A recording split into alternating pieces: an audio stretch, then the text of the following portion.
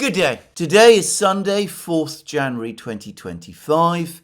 And before I begin this program, let me remind you again to tick the like button and perhaps also check your subscription to this channel. If after you've watched this video, you decide that you like what you've heard and you wish to indicate that fact. Anyway, with that, let me now proceed with the video itself, and let me begin obviously with a discussion of the situation relating to Venezuela.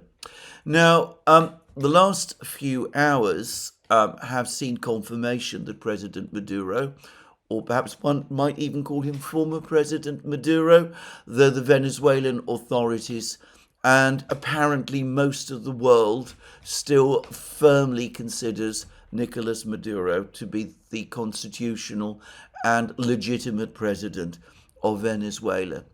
Anyway, there is now, I think, confirmation that Maduro is indeed in the United States, that he's held by the United States, and they have published an indictment against him, which, as I understand it, is going to be prosecuted in the Southern District of New York. I have read the indictment, and I have to say that it did not live up, as far as I was concerned, to many of the many claims about Maduro running some vast criminal empire that the administration has been making over the last few months. As far as I could see, there was only one real allegation that was made against him, which connected, specific allegation, I should say, that was made against him, and this related to a meeting that he called after the French seizure of an aircraft which had flown from Venezuela and which was found to have been carrying drugs. Maduro called a meeting of government officials to discuss what took place. The indictment makes various claims about that meeting, but it seems to me that the fact that a meeting actually happened after an event like that is hardly conclusive of anything very much. There's all sorts of other claims, declamatory claims. The indictment brings together practically every single big cartel that I can think of, which has operated in Colombia and Mexico, and links them to Maduro in some tenuous way. It also connects Maduro to all sorts of insurgent groups that have been fighting mostly in Colombia. The FARC, for example, is there. The ELN is also there. Again, the exact nature of the connections is left very unclear. And to be frank, none of this seemed to me to tell us very much about the sort of things that he was supposed to have done. There's also all kinds of other allegations I personally found equally inchoate allegations against various other people, including his wife and son. But altogether, it seemed to me to fall well short of anything particularly damning or conclusive. And for the record, I would have thought merely on its own facts defendable. Now, I say that, of course, there are enormous overarching issues of sovereign immunity and things of that kind, which I'm going to discuss in a moment, and which perhaps logically would be taking precedence over what is in this indictment. But the point I'm simply making is that the United States has spent many months making all sorts of claims and allegations about Maduro, and my own sense is that this indictment, for what it's worth, fell well short of substantiating any of those. The United States does, from time to time, publish what are called superseding indictments. So it may be that over time we're going to see further indictments which set out the case against Maduro, the case the United States is alleging against Maduro, in much more detail.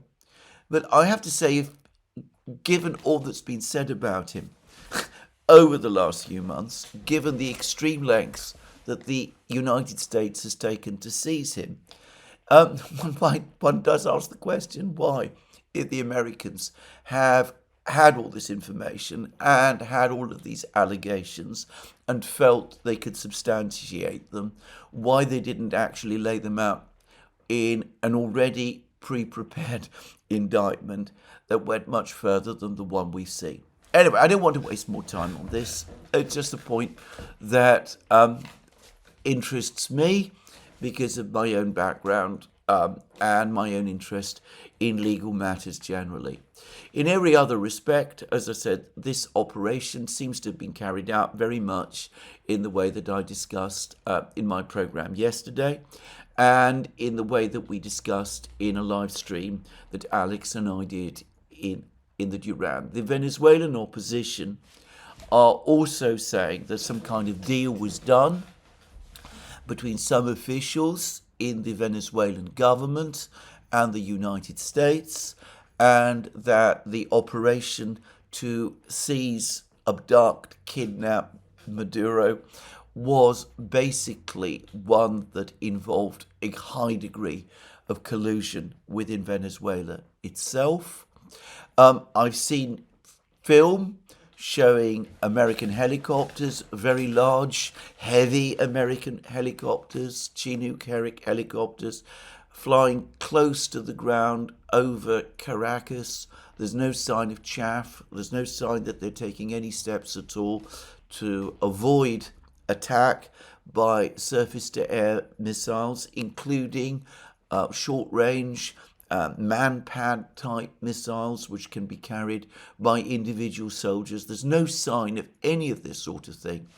All of the evidence points to the Venezuelan military having received orders from somewhere or at some level, or at least been given some kind of instructions to stand down. And there is no word that there was any resistance, any significant resistance on the part of Maduro's own bodyguards. One assumes he must have had some, but there's no suggestion of any kind of firefight or anything of that kind. Maybe we will get more details. Of course, there is always a possibility that the reason that the abduction of Maduro was able to take place so effortlessly is more because of disorganization and incompetence within the Venezuelan military. But I have to say, the degree of incompetence and disorganization would be so extreme in this case that I have to say the fact that there was some kind of deal done to remove Maduro between someone in Venezuela and the US authorities seems to me inherently much more plausible. Having said that, it is an important and very interesting fact that despite the fact that Maduro himself is gone, the government of Venezuela that he left behind him still seems to be there, it still seems to be functioning, and it still seems to be in control of Caracas and in control of the country. There were some reports in some sections of the US media that there was rejoicing in Venezuela at the news of Maduro's abduction. I've seen no real evidence of this. Reports instead speak of Caracas being in a state of shocked closure, most people staying at home, shops closed, businesses closed, that kind of thing. The security forces of the government, however, still seem to be there, The foreign and defense ministries still appear to be working. And over the course of the day, the vice president, Mrs. Gonzalez, became, at the instruction of the Venezuelan Supreme Court, she took over the reins and assumed charge of the country, though continuing to insist that the true legitimate president of Venezuela is indeed Nicolas Maduro. She also, by the way, made extremely defiant statements directed at the United States.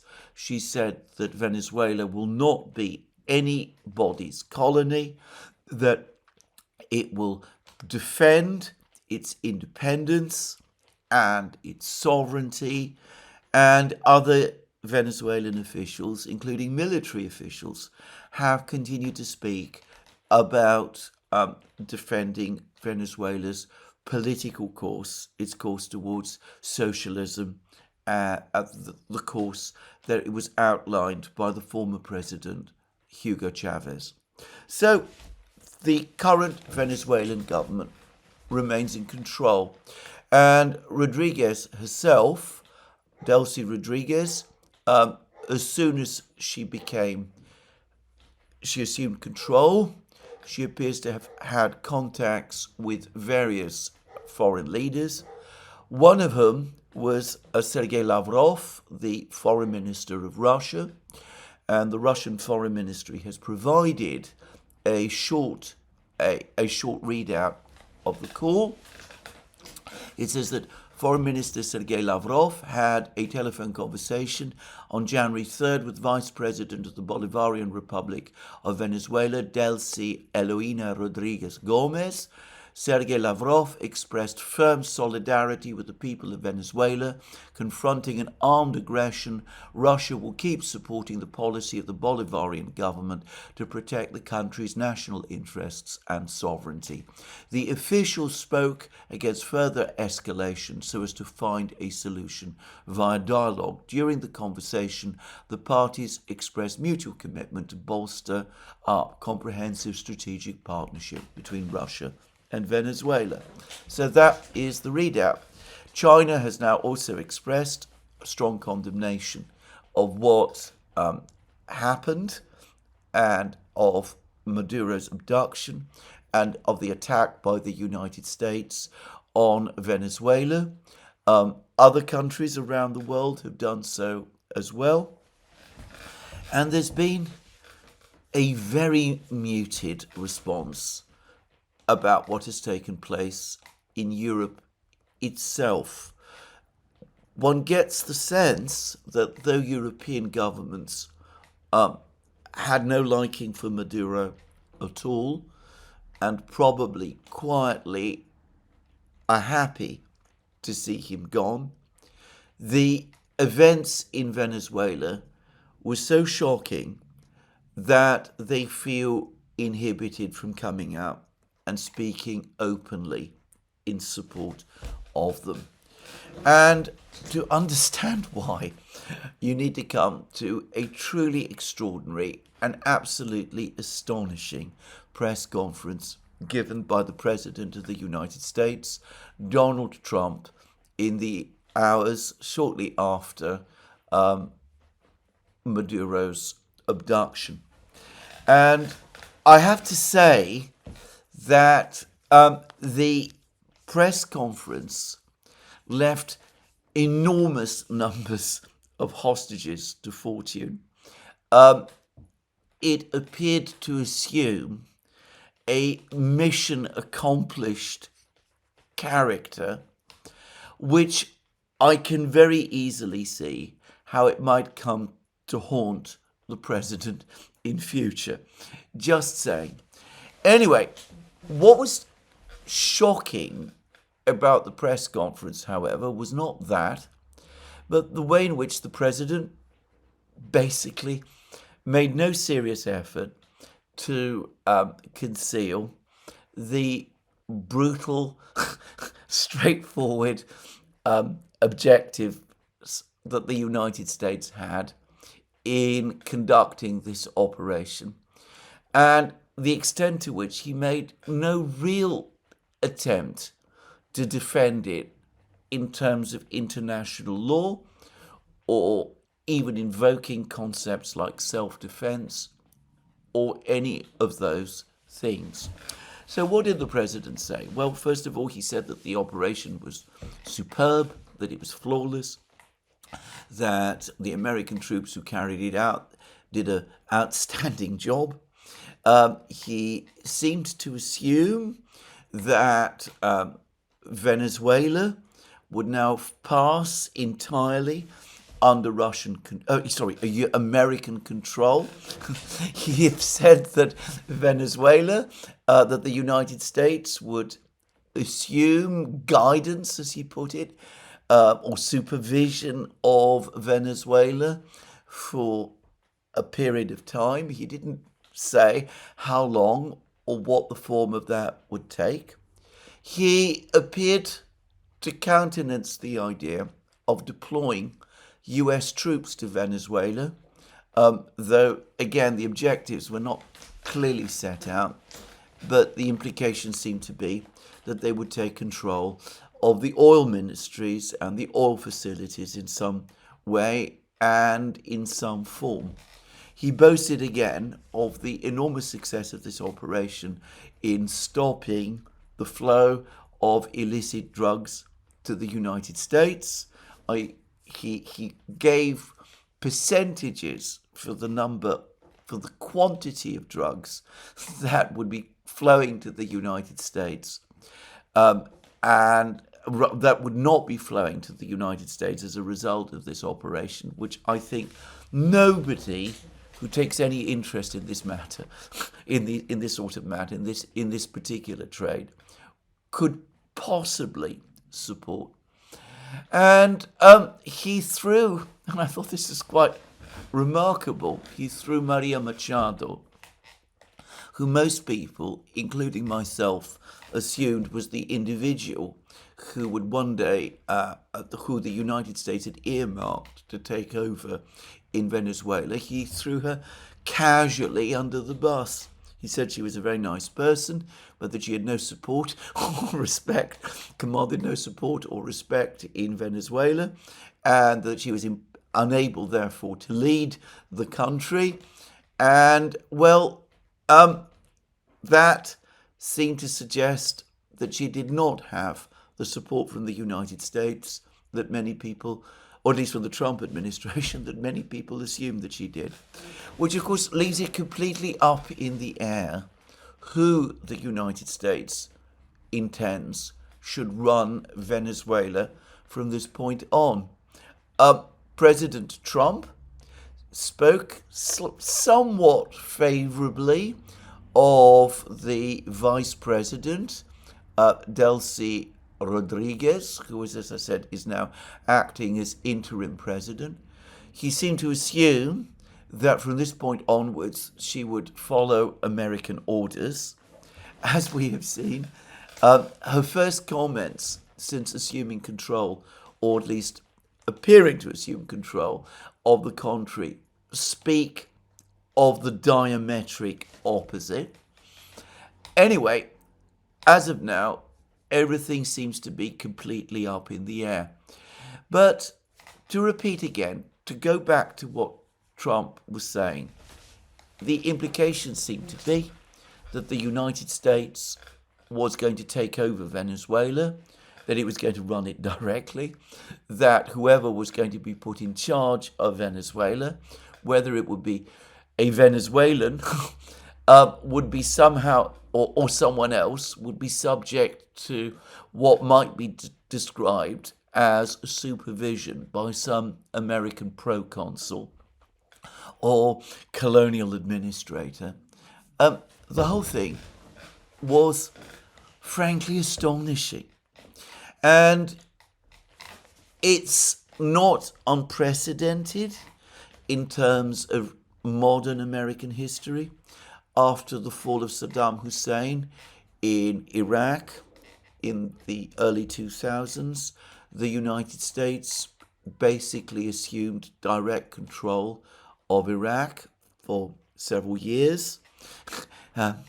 Most would agree that this was an extremely unhappy, indeed disastrous experience for Iraq specifically, which became convulsed by crisis and economic collapse and civil war during that entire period.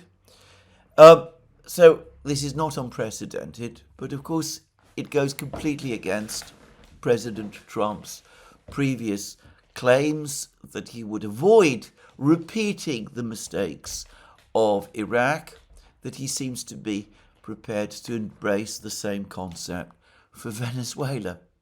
And of course, there is still the inconvenient problem that the current Venezuelan government is still there and is still overall in control. Now, that then begs the question of what the United States is going to do. There are reports that US officials are giving warnings that the huge US forces would remain mobilized around Venezuela, ready to take action unless the new government of Venezuela obeyed American instructions. The current government of Venezuela obeyed American instructions.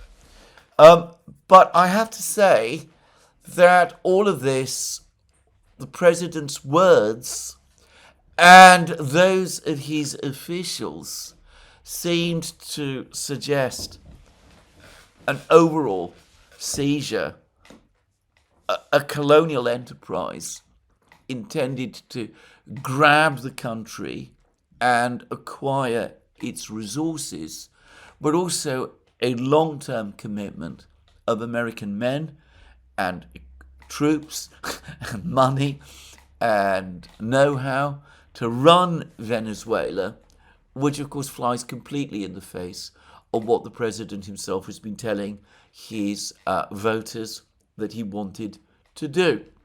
Now, this was too much for many people in the United States and in Europe as well.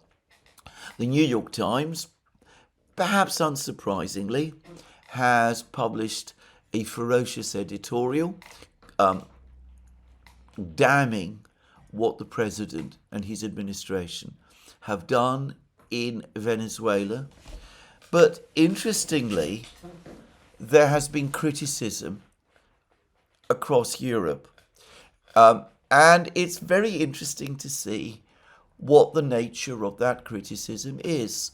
One gets the sense that if the United States had engineered a regime change in Venezuela, if it had managed to engineer a regime change that created an interim government and credible or plausible interim government that would hold elections and then bring Machado to power, most of the European leaders would be quietly very happy and might even come out and support it. But when they're presented with a blatant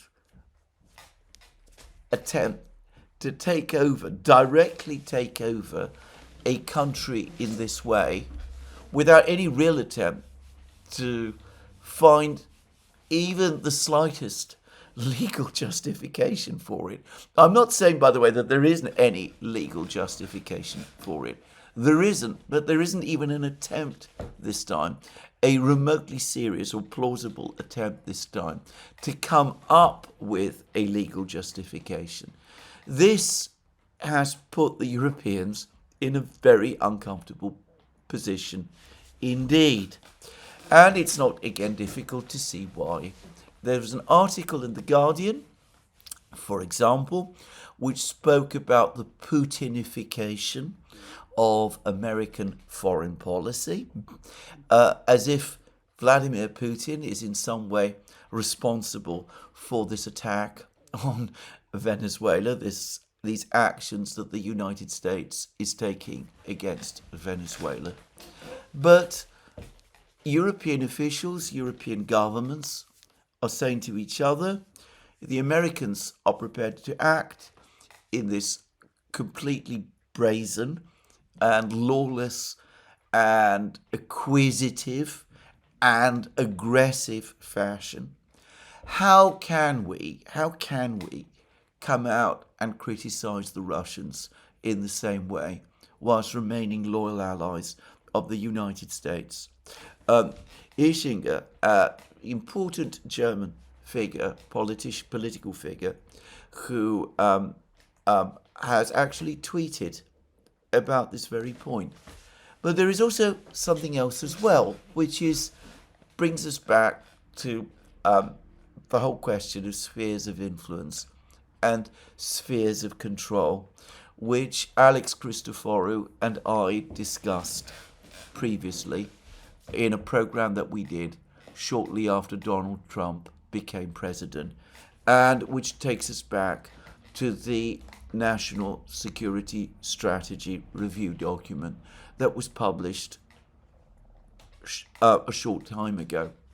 Because given that the president and his officials seem to be, well, I won't say defending, seem to be bragging about this particular operation purely on the basis of raw power of establishing American control over a country and its resources, shunting its president aside. Well, all of this looks very, very like the United States withdrawing behind spheres of influence, ending, in effect, the fiction of a rules-based international order, ending the entire idea of a collective West in which the Europeans are partners, and basically delegating the Europeans, demoting them from allies into mere vassals, even in a verbal sense from this point on, in what will now be a straightforward American imperial project run purely on American self-interests. And of course, one could argue that this has been already true for some time, but it is very unsettling for the Europeans to have it all set out and expressed in this blunt and unapologetic way. The most interesting comments about this whole affair have been made in, of all places, the Daily Telegraph, the authentic voice of the British establishment, one deeply connected with the British government and its various departments and services, and far from being enthusiastically supportive of what the United States has done in Venezuela. The Daily Telegraph published one article which said that the Russians and the Chinese might actually be happy that the United States is now apparently prosecuting policies based on spheres of influence, rather than seeking to pursue the kind of globalist policies that it has done in the past. And the Daily Telegraph, again highlighting British unease, commissioned and published an article by none other than Thomas Farsi, a staunch critic of the entire neoliberal projects that the United States has been engaged in. Anyway, published an article by him criticizing the operation in Venezuela, and its editorial. It's also published an editorial which says this: the wider implications of the US pivot are likely to give onlookers pause. Mr. Trump is clear about his intentions, reasserting American power in our home region, protecting commerce, territory, and resources that are core to an American national security. The Daily Telegraph makes the point that the United States has done the same in the past. It says that there are valid comparisons in terms of American actions with the capture of Panama's ruler, Manuel Noriega, in 1989. And the article then goes on to say this: Mr. Trump's words about reasserting power and the apparent desire to seize resources are a transparent indicator of a different logic. Might makes right and a return to spheres of influence. It is a marked step away from the polite fictions of the post-war order, where the threat of US coercion was more veiled and the government accordingly more constrained, and where a single hegemon was able to assert its will worldwide. In his confirmation hearing, the US Secretary of State Marco Rubio described the post-war global order as not just obsolete, but a weapon being used against us. And then it goes on to say that America's enemies have abandoned restraint, as illustrated by what the Russians have done in Ukraine. But a more unpredictable US foreign policy, coupled with a distinct focus on a sphere of influence focused on the Americas and perhaps the Middle East rather than Europe or Southeast Asia, could accelerate this trend. If Washington is entitled to make use of force within its own neighborhood and unwilling to police others overseas, the room is created for more aggressive behavior from foreign capitals within their own delineated spheres, for more intervention in the sovereign affairs and internal politics of smaller nations.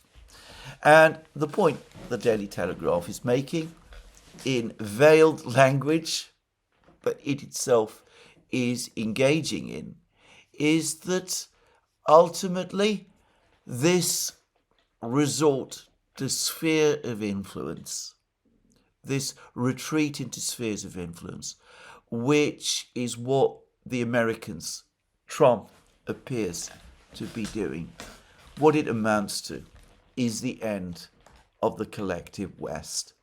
That is what the Europeans fear. And it goes further to their deeper fears that if the Americans are now thinking of spheres of influence, then that leaves it open for them to make deals with other great powers, first and foremost Russia, but of course also China as well, about establishing spheres of influence. Two, at which point the entire globalist project is gone once and forever. Anyway, that's the Europeans. It's interesting that they're condemning, or rather quietly condemning this on that basis. They're not, as I said, really bothered, to say this clearly, about the loss of independence by a country, Venezuela, or what is about to be visited upon its people. Because, to be clear, whatever Vice President Gonzalez and her officials might be intending, I certainly do not believe that the United States has finished with Venezuela. Not at all. But what is worrying the Europeans is not the fate of Venezuela. It is the possibility that the United States might start operating narrowly within its own sphere of influence, safeguarding it against external actors, but also making deals with other great powers, Russia and China, first and foremost, as set out in the National Security Strategy Review, in a way that shows no regard for European concerns and sensibilities, and which openly and straightforwardly treats the European states not as allies to be consulted, but as vassals of the United States, obeying without question and accepting without question the dictates of the hegemon. Now, for the rest, we shall see what happens, whether the United States does press forward with Venezuela or what form it takes, whether the United States does eventually commit boots to the ground, whether whoever has been assisting the United States in Venezuela goes on, continues to do so, and what form that takes. For Venezuela itself, the times looking forward, I suspect, are going to be very hard. And for the United States itself, well, it now has a Venezuelan adventure to add to all of the various other adventures it already finds itself in.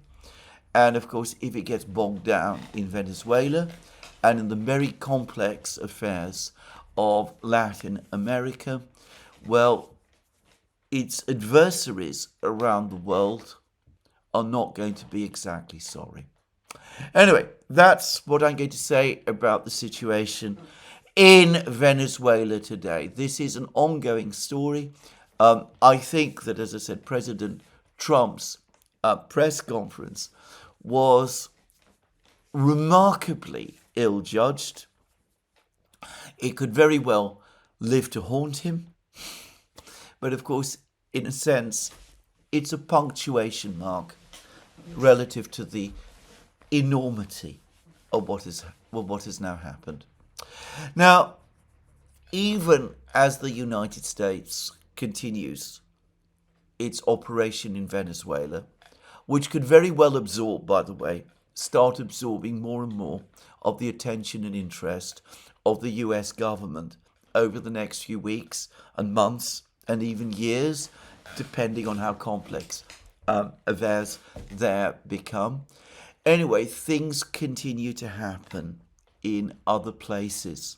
There have been continued protests in Iran, but I ought to say that the comments of the US president that he would support the protesters in Iran and would defend them if the Iranian authorities took action and killed any of them, my sense is that they have actually had exactly the effect that I'd anticipated, and they've dampened down the protests and strengthened the position of the government in Iran.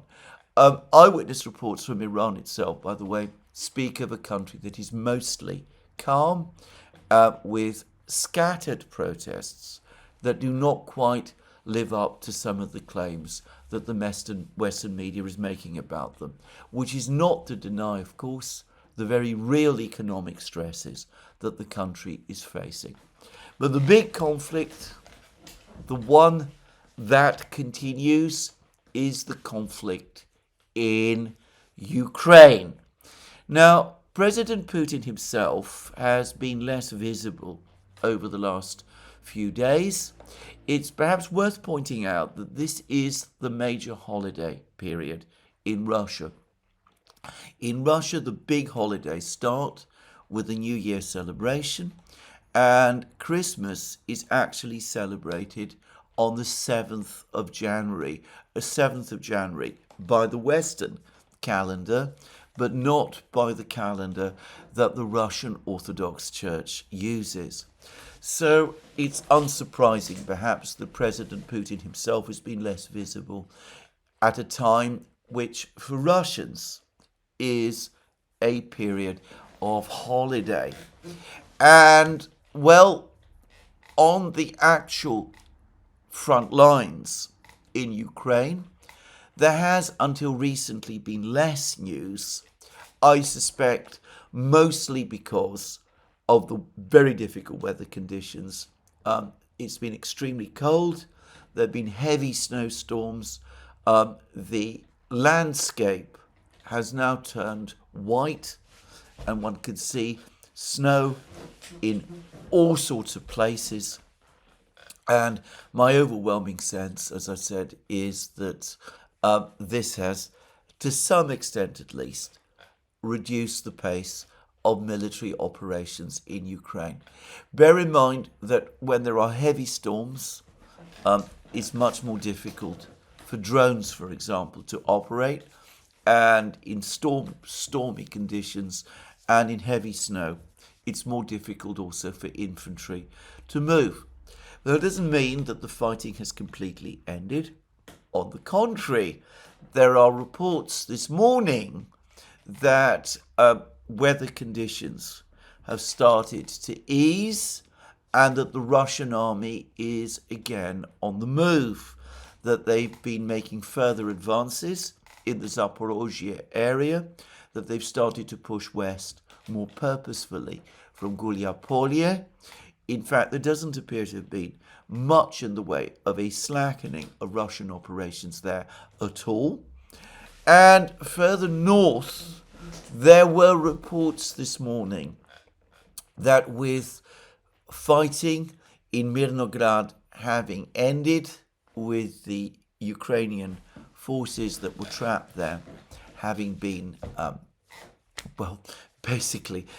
liquidated, the pocket of Ukrainian troops that was holding out in Mirnograd having been liquidated, forces have been released, and that there is a major Russian advance underway, both in the area where the Russians achieved their breakthrough in August of last year, in the area of Dobropilya, and also in northwest of Pokrovsk itself.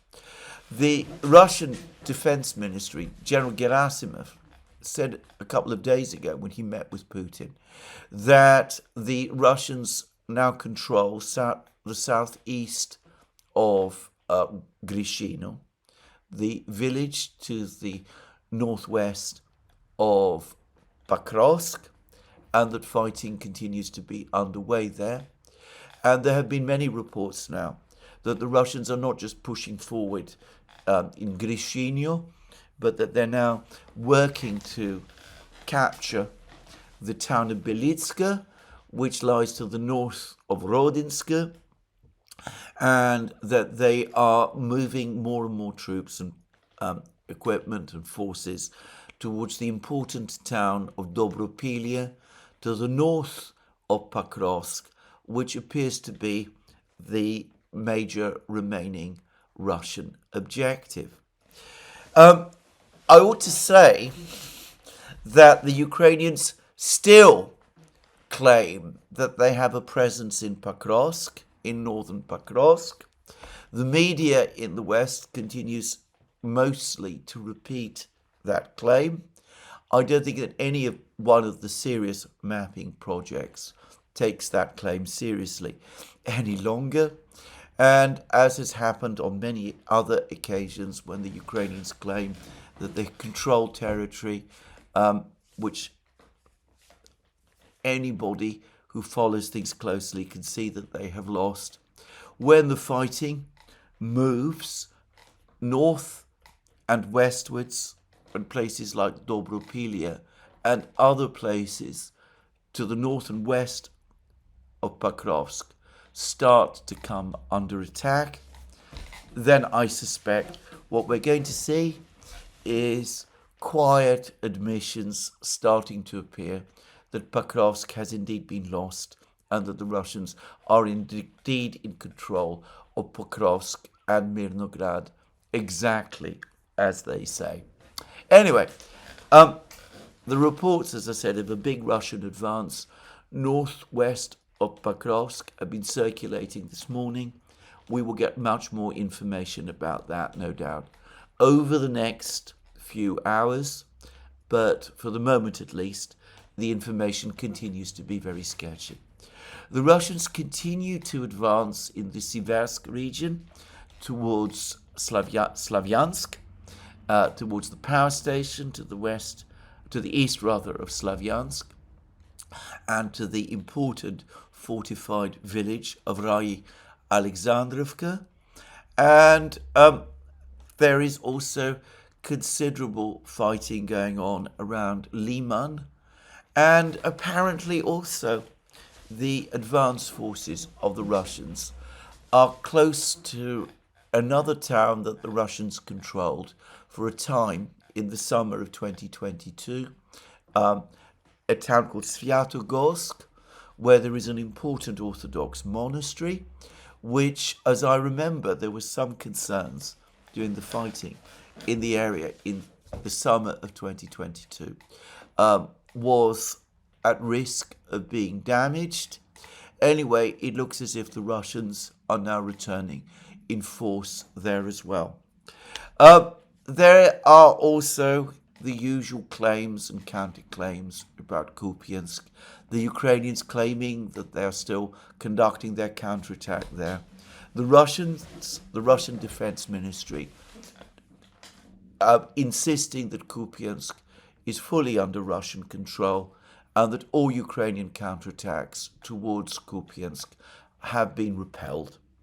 And further north, General Gerasimov, the chief of the General Staff of the Russian Armed Forces and the man who is in overall command of the Russian Armed Forces undertaking the special military operation, he turned up at the headquarters of Group of Forces North, and there's been reports that the Russians have started some kind of operations in Kharkiv region, or at least that they're pushing south from Volchansk, but perhaps more importantly, that they seem to have reactivated and restarted in a big way the Sumy offensive that was taking place in the summer after the fall of, rather the Russian recapture of Kursk region, the area of Kursk region that the Ukrainians previously controlled.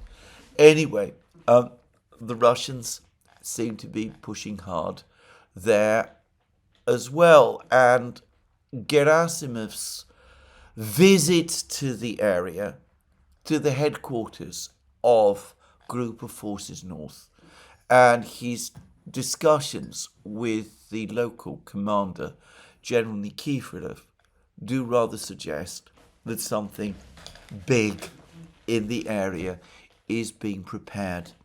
An obvious target for the Russians, I should say, in this area is the city of Sumy.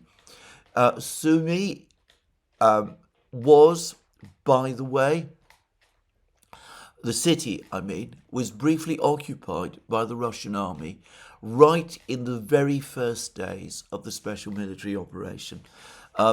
During the period of their advance on Kiev, Russian forces passed through Sumy and did so unopposed, but they didn't stay. They drove on westwards towards Kiev itself, and despite the fact that they were there, the Ukrainian administration remained in control. Now, Sumy is indisputably under Ukrainian control, but General Nikiforov has previously said that his forces are located just 20 kilometers away. Sumy is a fairly large city, about 270,000 people. It is perhaps difficult to keep supplied. From a Russian point of view, it might be an attractive objective, if only because there is a main road, a big highway that connects Sumy directly with Kiev. It is that very same highway that the Russians used to advance on Kiev back at the start of the military operation in February 2022. So if there is an attack on Sumy, it will certainly alarm and frighten Zelensky and his officials in Kiev, and we will see what they do. All of the problems that beset the Ukrainian army that I have discussed in so many programs, shortages of manpower, shortages of equipment, the lack of supplies of weapons and money from the West, increasingly from the United States and from Europe, all of those problems remain and they continue to get worse. But Zelensky himself and his new chief of staff, Kirill Budanov, continue with this elaborate new reshuffle. Perhaps purge would be a more appropriate word. A rearrangement of the political configuration of the government that is currently underway in Kiev. And one senses that one group of people who were formerly in control, the people connected with Andrei Yermak, are now being pushed aside, and that Zelensky is now working with a completely different group of people connected more with Budanov and with David Arachamia, who is the head of Zelensky's parliamentary faction in the Rada, the Ukrainian parliament, and who has previously been at odds with Yermak himself. Very interestingly, a decision was made over the last few days and announced by Zelensky to sack the director of the SBU, Ukraine's intelligence agency, rival intelligence agency, rival to Budanov's military intelligence, just to say. Anyway, Maliuk has been heavily involved, just as Budanov has been, in many of the sabotage and covert operations that the Ukrainians have carried out inside Russia. It was Maliuk and the SBU, for example, who were behind Operation Spider's Web, the attack on the strategic aircraft bases across Russia last year. And the importance of Maliuk as well is that, of course, as well as conducting operations inside Russia, the SBU, which is, by the way, the direct legatee, it has a direct formal continuation, is the direct formal continuation of the former Soviet KGB in Ukraine. Anyway, the SBU is also Ukraine's major counterintelligence, law enforcement body, if you like, within Ukraine itself. I have particular reasons to be interested in the SBU because, as I remember very well, it was the SBU who took a particular interest in my late friend Gonzalo Lira, who they arrested in Kharkiv in circumstances which tragically led to his eventual death in custody after what even the US State Department essentially admits now was mistreatment by the Ukrainian authorities. As far as I'm concerned, by the way, it was murder, but that's, well, I've no, my views about this are well known. Anyway, so Maliuk has been an important figure helping to keep Zelensky in control because the SBU has been an important lever in the power structure that Zelensky and Yermak previously created. Yermak however, is now gone. One senses that Maliuk was connected to Yermak. Yermak is gone, so someone else must now take charge of the SBU. By the way, this change has been extremely badly received on the nationalist and military side of the Ukrainian political spectrum. As far as these people are concerned, people like Belitsky, the head of the Azov brigades, for example, and others, Maliuk did a superb job carrying out assassinations and other things, sabotage operations inside Russia. They have publicly and vocally protested his dismissal. But Zelensky is insisting on it, and one senses that this is because Budanov and Arachamia have no intention of letting a potential rival and somebody once close to Yermak remain in post, in control of such an important intelligence agency and counterintelligence agency, which might potentially form a rival power base. So anyway, all of this is going on. And Zelensky, of course, continues to have meetings, and his officials continue to have meetings with the Europeans. And there was this meeting about which we've learnt actually surprisingly little with the national security advisors of Starmer's and Macron's coalition of the willing. Anyway, that took place yesterday.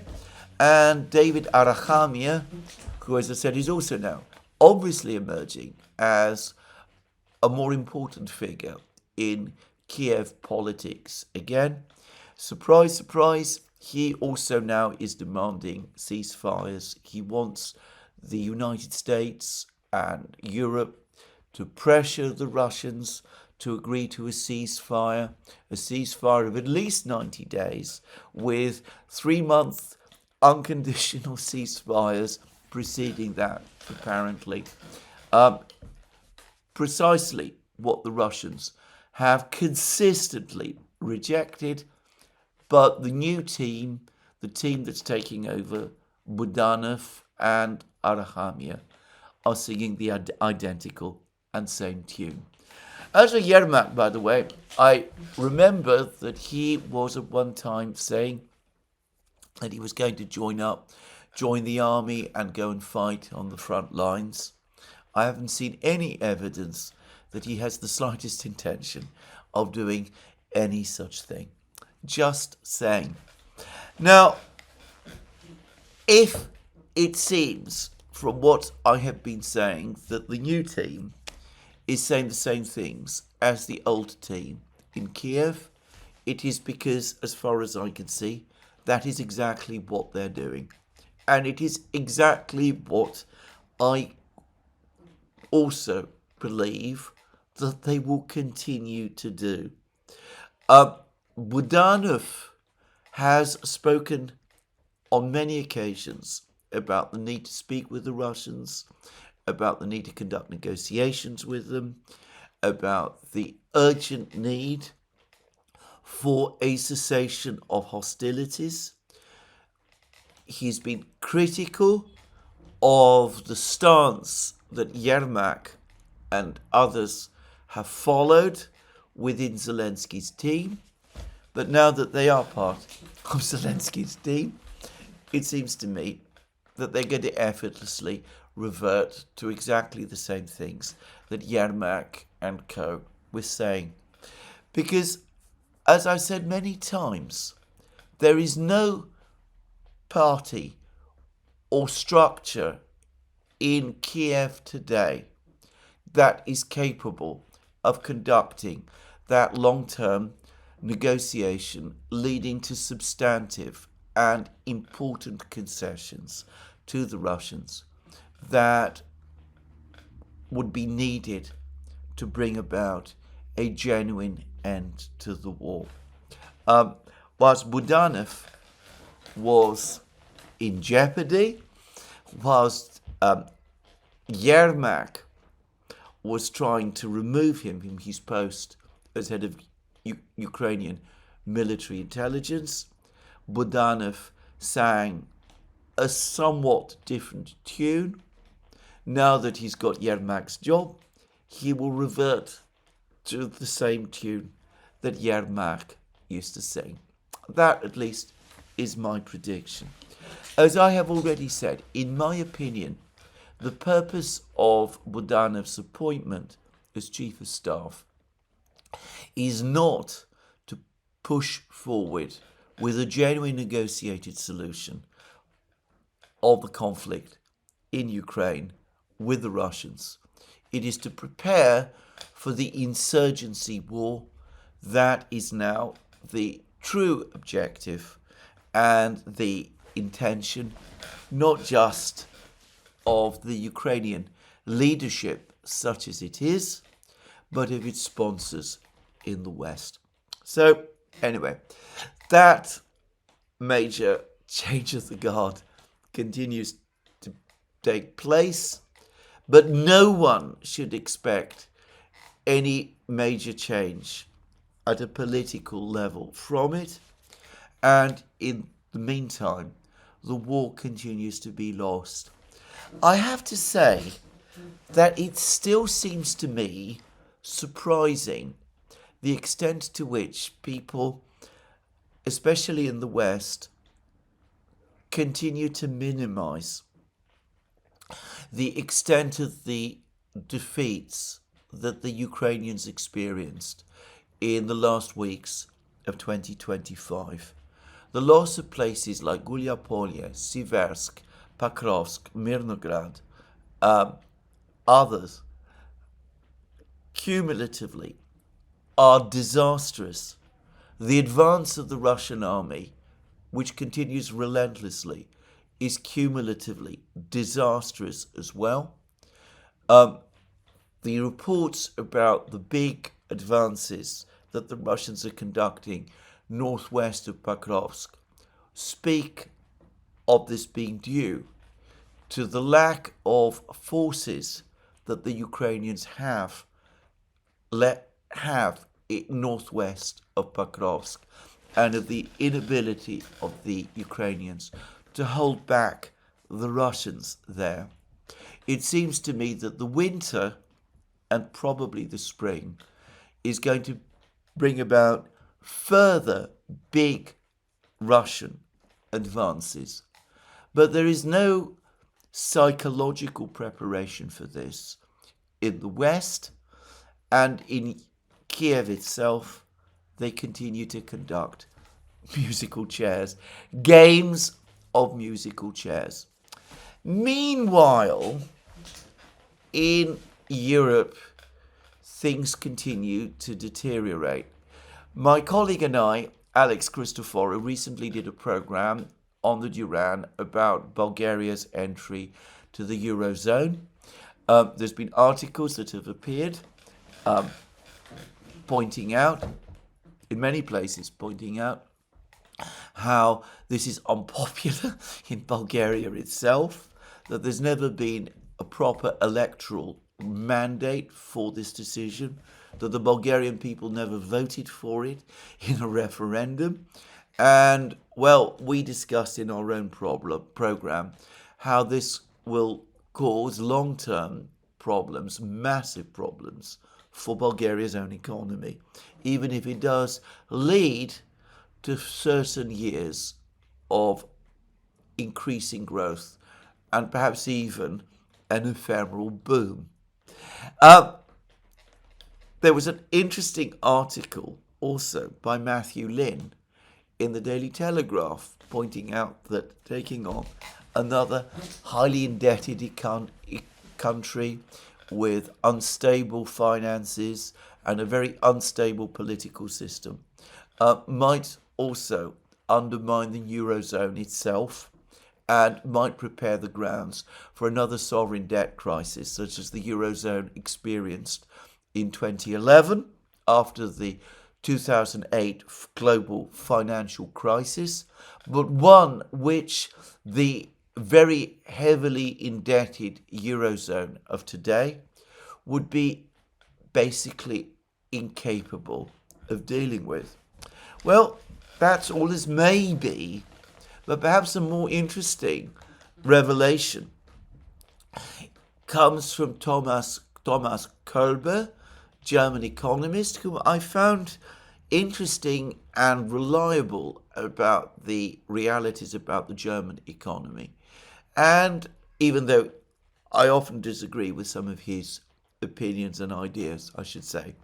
But anyway, Kolbe has now been saying that within the German banking system, cracks and problems are also now starting to appear, and that they are, in fact, the direct product of precisely the same policies that we have been seeing the Merz government conduct over the last few years, and also, of course, of the economic war. So this is what Thomas Kolbe says: the German economic crisis is slowly but surely making its way into the balance sheet of banks. Above all, the crisis in the largely credit-financed Mittelstand is increasingly weighing on savings banks and cooperative banks. These are the Sparkasse and the Volksbank, which have been historically a linchpin of Germany's economic system. And anyway, these are sort of local regional savings banks, which many Germans used to place their savings in, and from which the small and medium-sized family-owned businesses that have been the historic bedrock of the German economy historically used to borrow in order to fund their operations and their investment. And Kolbe continues, the year 2025 is ending as a disastrous year for the German economy. Around 24,000 companies filed for insolvency, a record figure surpassed only in the crisis year 2003, following the bursting of the dot-com bubble and the subsequent recession. Loan defaults in the past year are estimated at 57 billion euros. These losses hit suppliers and banks hard, especially since the Mittelstand finances roughly 40% through savings banks and 25% through cooperative banks. And what Kolbe is talking about is an increasing bifurcation within the German banking system. At first glance, the German banking sector still appears stable. Industry giant Deutsche Bank increased its pre-tax profit in the third quarter of 2025 by 8% year on year to 2.4 billion euros. The bank saw growth across all business areas, from traditional lending to investment banking to asset management. But the situation is different for the cooperative banks. Volks- und Raiffeisen Bank also suffered a 25% drop in profits last year compared to the previous year. Further revenue declines are expected for 2025. The main reasons are the persistently weak economy, rising geopolitical tensions, and higher risk provisions in the face of growing credit default risks.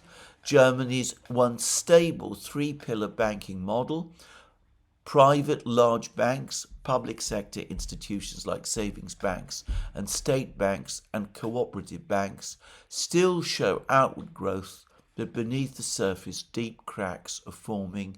Years of low interest rates have sharply squeezed bank margins, and the abrupt interest rate reversal is weighing on both businesses and consumers.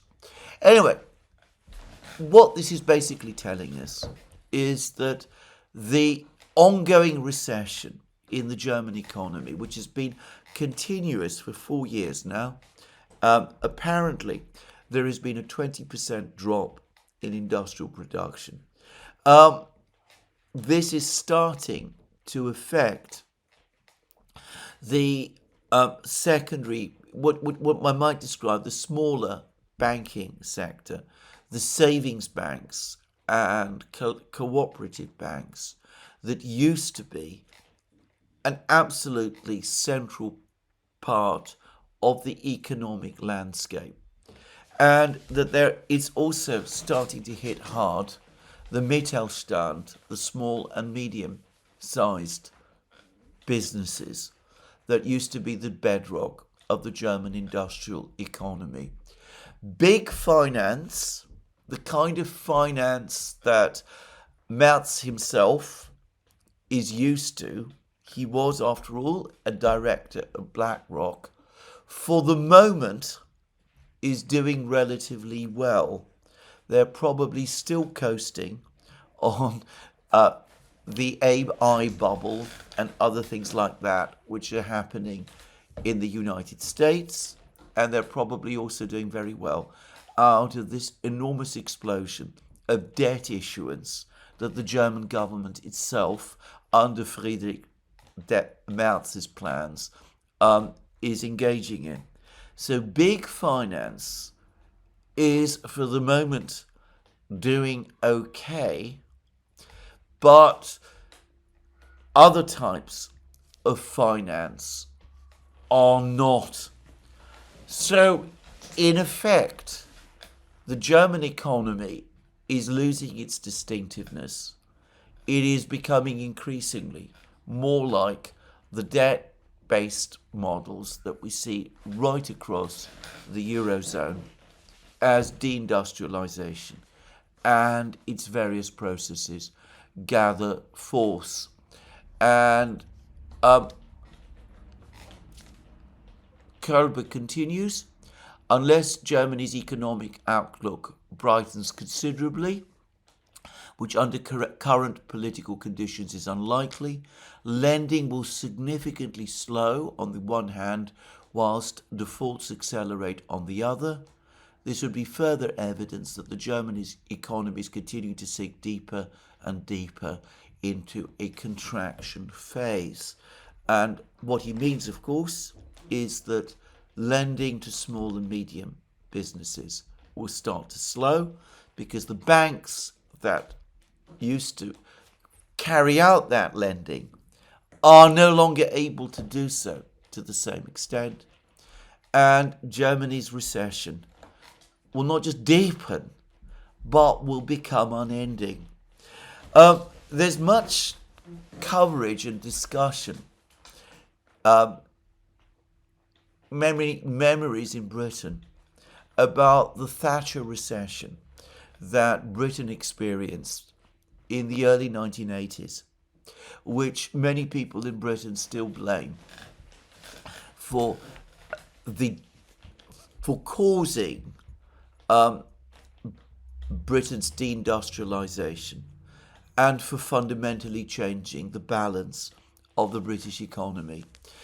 All I would say about that is that by my own calculations, the German recession, the German industrial recession, has already gone on longer and has actually probably been deeper, especially if you add to the post-2022 recession, the recession that Germany also went through during the pandemic. So, there we are.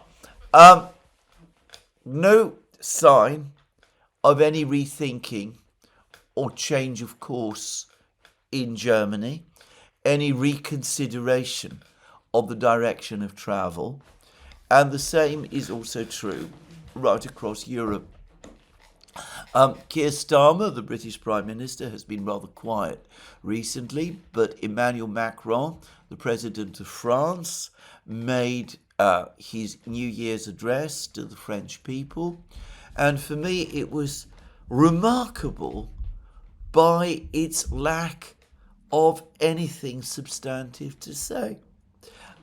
It was a repetition of all of the same old themes that we've heard before, spoken without any conviction, not even the kind of synthetic conviction that Macron in the past has been able to conjure. The only thing that he said, which was at all interesting, is that he remains absolutely determined to remain president of France right up until 2027 and to prevent, as he put it, any external interference in France's elections, which is, of course, a way of saying that the French authorities are going to do everything they possibly can to control the elections as far as possible. Anyway, no sign of any rethinking, of any change of direction at all.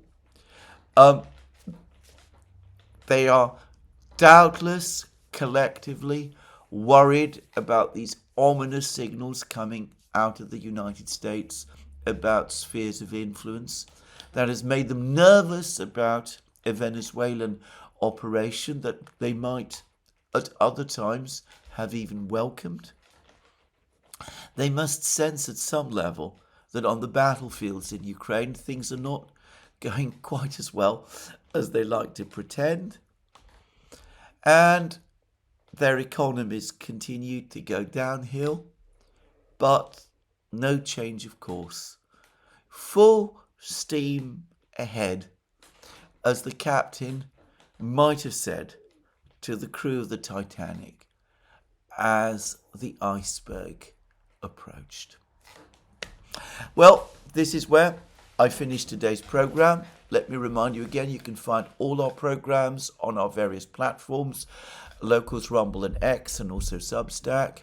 Don't forget that you can also support our work via Patreon and Subscribestar, and by going to our shop, links under this video. Last but not least, if you've liked this video, please remember to tick the like button and to check your subscription to this channel. That's me for today. More from me soon. Have a very good day.